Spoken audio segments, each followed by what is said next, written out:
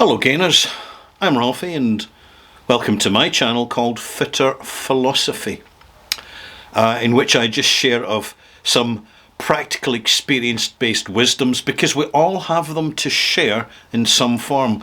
And I'm just about to start a new series called Navigating, because this is something that seafarers, just to give you the analogy, have always had to do to stop the ship sinking or the boat they're in from capsizing.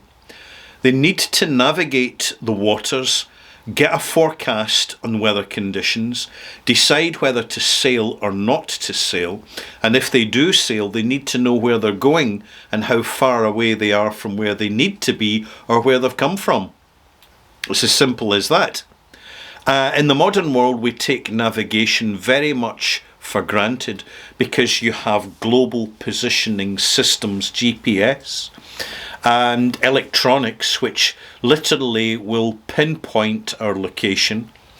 Or if we need someone to discover us, if we've got the 3 words that define our exact location, they can home in using the algorithm, the system.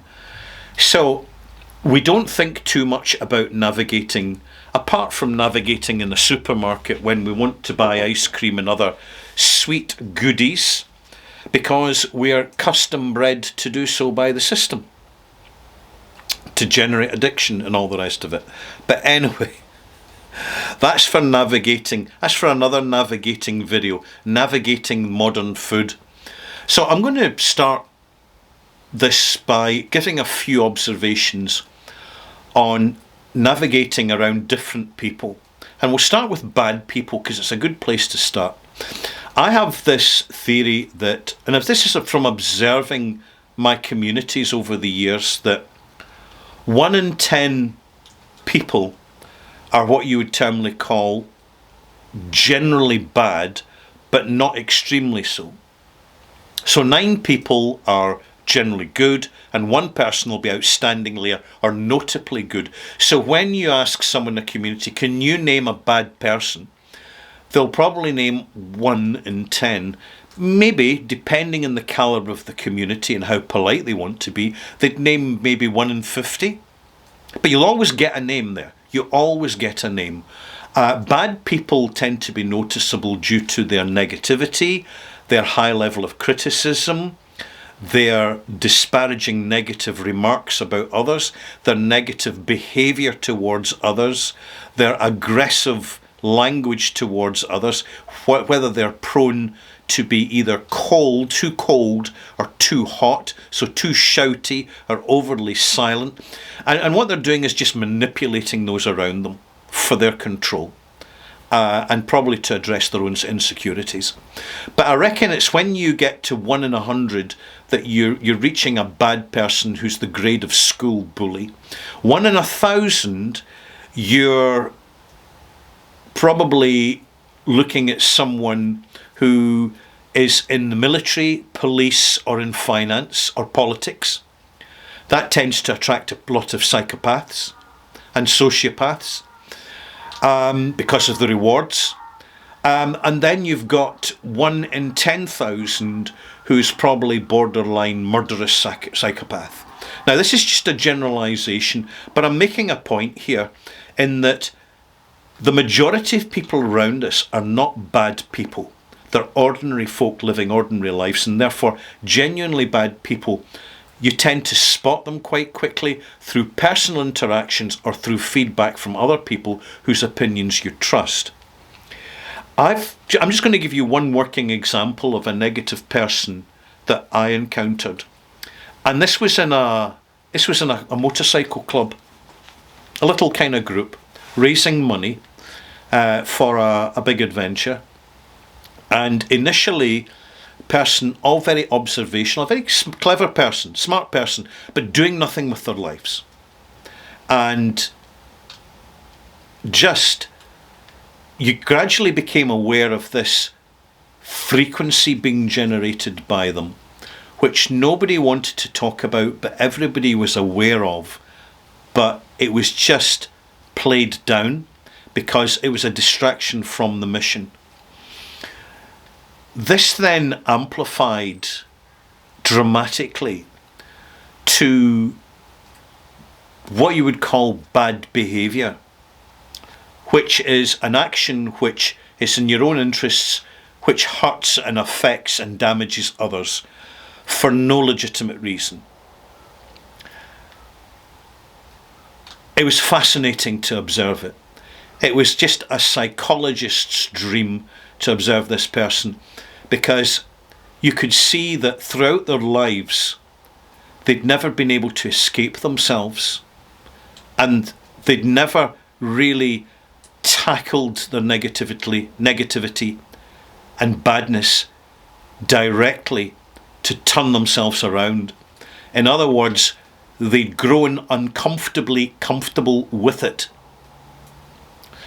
and it infected their life like a virus. And whoever they were in contact with, and whoever they're ever in contact with, it's going to show itself. And that's rather sad. What a waste of a productive life. And this is something that needs to be mentioned, and you see this in the gangster movies. When bad people do bad things, it creates bad energy, but also it draws bad energy in. And that bad energy can come back and damage or even kill the person that's generating their own bad energy, because it's karma. It's cause and effect. We should never ever lose sight of the fact that during our lives we all make plans to get on with life, but at the same time life makes plans for us. And that for some people there can be a particularly traumatic hurt and experience of negativity in childhood, which sows the seeds for the hatred that dwells within them, and that as much as they kind of shield it from themselves, they are infected.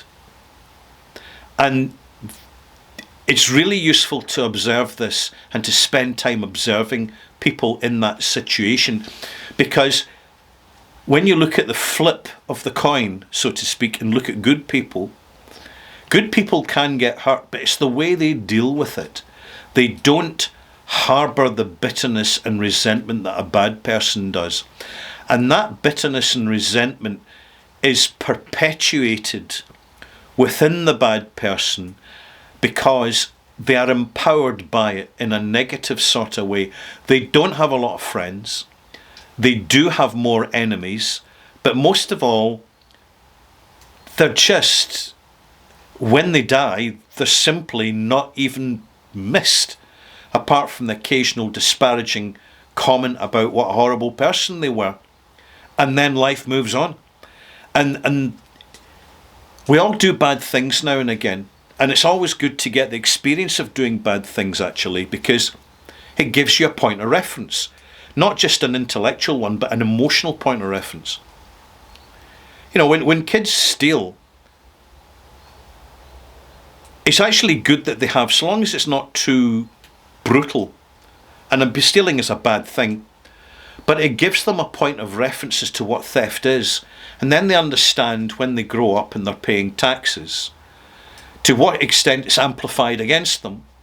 Because there's no way that all the taxes raised are ever spent back in the community from where they're generated. You just don't see that ever. So that it's like getting ill. You know, so long as it's not too chronic, it's good to get ill now and again because it gives you a reference for well-being.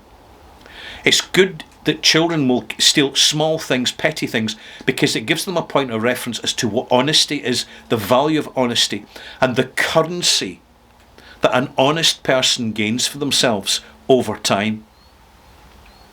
And therefore, I would say that if you've got a young person that's particularly negative or bad, while they're young, it's the moment you've got to try and re-educate them as much as you can and reprogram or encourage them to reprogram themselves to see the tangible benefits.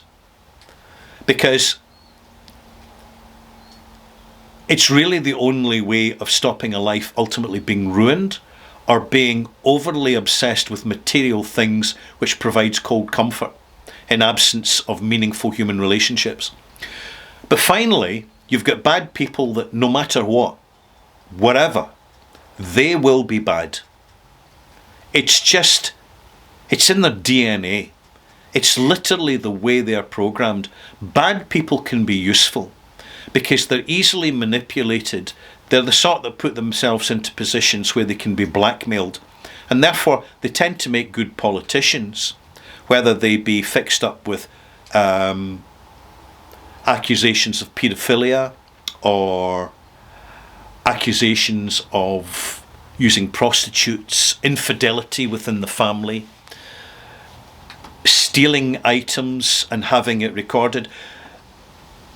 It's amazing how blindsided bad people can be when they're getting set up by even badder people. And this brings me to my conclusion. We should never be afraid of observing badness because it's part of the spectrum of the reality of the human condition. It's like lightness, it's like daytime and nighttime. It's like hot and cold water.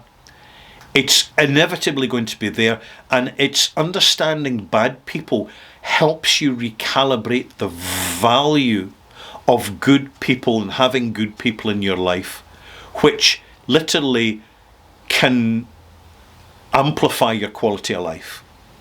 It can give you so much more from just lifting your own energy and stopping bad people bringing your energy down, trying to infect you and bring you down to their way of living.